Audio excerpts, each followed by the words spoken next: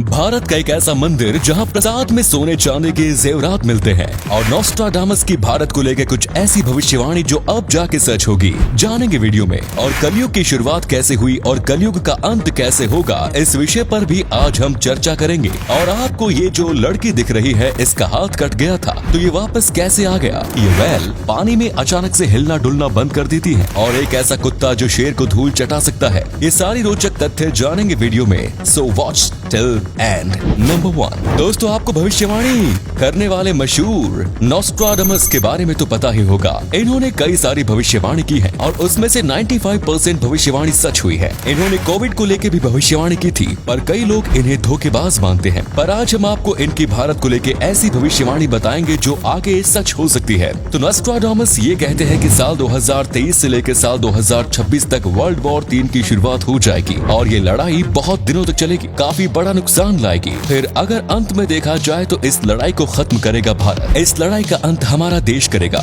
इन्होंने किसी देश का नाम नहीं लिया है। इन्होंने कहा कि ये लड़ाई वो देश खत्म करेगा जो 3 ओर से समुद्र से घिरा होगा, जैसे कि हमारा देश भारत। और इन्होंने कहा था कि ये लड़ाई भारत के आसपास का देश ही शुरू करेगा जो दुनिया पे कब्जा करना चाहेगा। तो ये चीज पूरा चीन की ओर इशारा करती है और उसके बाद इस दुनिया पे राज वो ही करेगा जो इस लड़ाई को खत्म करेगा, यानी कि दुनिया पे राज करने वाला भारत से ही जन्म लेगा। ये सब भविष्यवाणी इन्होंने की थी और ये भी कहा कि 2021 में एक बीमारी चलेगी और दूसरी समस्या आएगी। इस साल में ऐसा भूकंप भी आएगा जो दुनिया हिला देगा और पानी की सतह से ऊपर आएगा, जैसा कि हो रहा है क्लाइमेट चेंज के लिए। ऐसी कई सारी भविष्यवाणी इन्होंने की है और ये पूरा इशारा करती है कि अंत में भारत सारी समस्या को हल करेगा और भारत इस लड़ाई को खत्म करेगा। पर जो दुनिया को राज करेगा वो पहले अच्छा होगा और फिर सबको भावित करने वाला काम करेगा। अब इसमें कितनी सच्चाई है और भावित करने वाला काम क्या होगा ये कोई नहीं जानता। आपको क्या लगता है, क्या ये सच होगी? अपनी राय नीचे कमेंट्स में जरूर बताएं। हम तो बस यही दुआ करते हैं कि हम दुनिया वाले आपस में प्यार, अमन और शांति से रहें।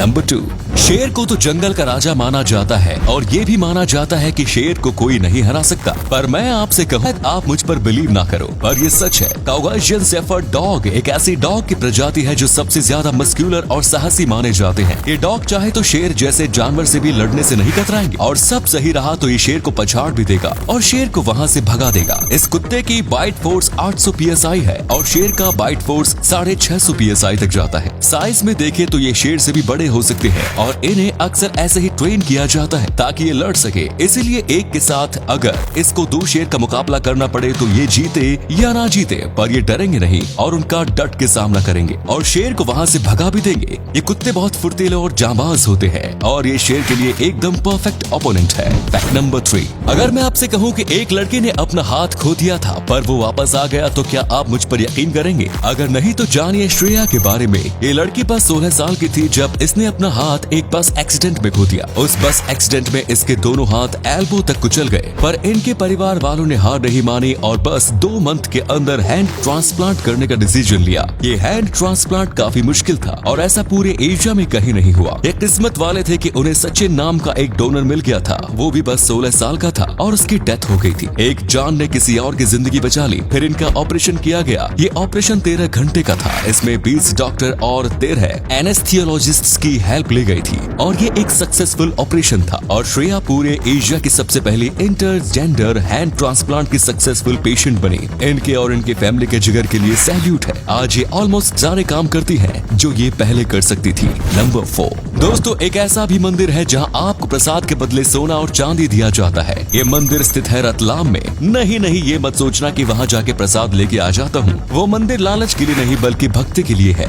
यहाँ जो भी जाता है वो चॉकलेट और मिठाई की जगह पैसे, हीरा मोती दे के आता है। किसी पे कोई फोर्स नहीं होता, आप जितना चाहे उतना दे सकते हो। ये मंदिर कुबेर के खजाने से कम नहीं दिखता और आप जो भी चढ़ाते हो आपको 5 दिन के बाद फोन किया जाता है और आप जो कुछ भी दिए होते हैं वो आपको वापस लेके जाने को मिलता है प्रसाद के रूप में। और अगर आप नहीं चाहते कि आपको वापस मिले तो आप वहाँ दान कर सकते हो या फिर वो किसी जरूरतमंद को भेज सकते हो। लोग ये सब महालक्ष्मी माता का आशीर्वाद लेने के लिए करते हैं। भाई साहब, ऐसा मंदिर आपको सिर्फ भारत में ही देखने को मिलेगा क्योंकि भारत की बात ही निराली है। नंबर 5, हम सब जीवों के लिए आराम करना काफी आसान है क्योंकि हम जीव जो जमीन पे रहते हैं वो थक जाने पे सो जाते हैं, पर ये हम पानी के अंदर रहने वाले जीव के बारे में नहीं कह सकते क्योंकि उनके लिए सोना काफी मुश्किल है। जैसे कि कुछ रिसर्चर्स पानी में स्पर्म वेल के बारे में रिसर्च कर रहे थे और उनकी वीडियो निकाल रहे थे और तब तभी उन्होंने देखा कि ये व्हेल पानी में अचानक से हिलना डुलना बंद कर देती हैं। उन्हें पहले तो कुछ समझ में नहीं आया, पर थोड़ी देर बाद दिमाग को काम पे लगाने के बाद उन्हें पता चला कि व्हेल्स ऐसे ही सोती हैं। पर हम इससे सोना तो नहीं कह सकते, क्योंकि सोते समय हम अपनी आंख बंद करते हैं, पर व्हेल्स अपनी आंखें खुली ही रखती हैं। सोचो आंख खोलकर रेस्ट लेना कितना मुश्किल होगा।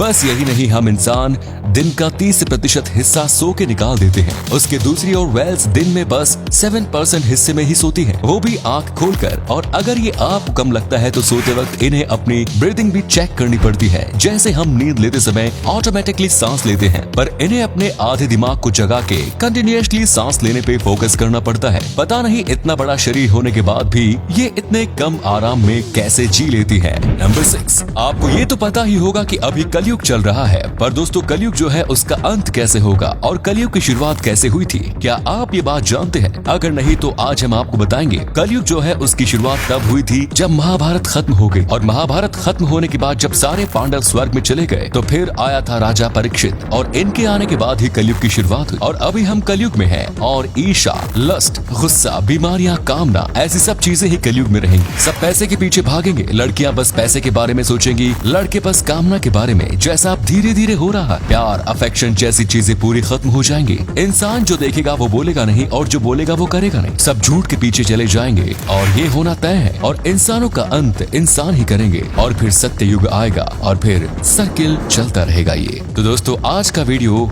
उम्मीद है आपको मजा आया होगा। वीडियो अगर पसंद आया हो तो वीडियो को लाइक कीजिए, कमेंट्स कीजिए, और इसी तरह की वीडियोस देखते रहने के लिए पेज को फॉलो जरूर करें। धन्यवाद।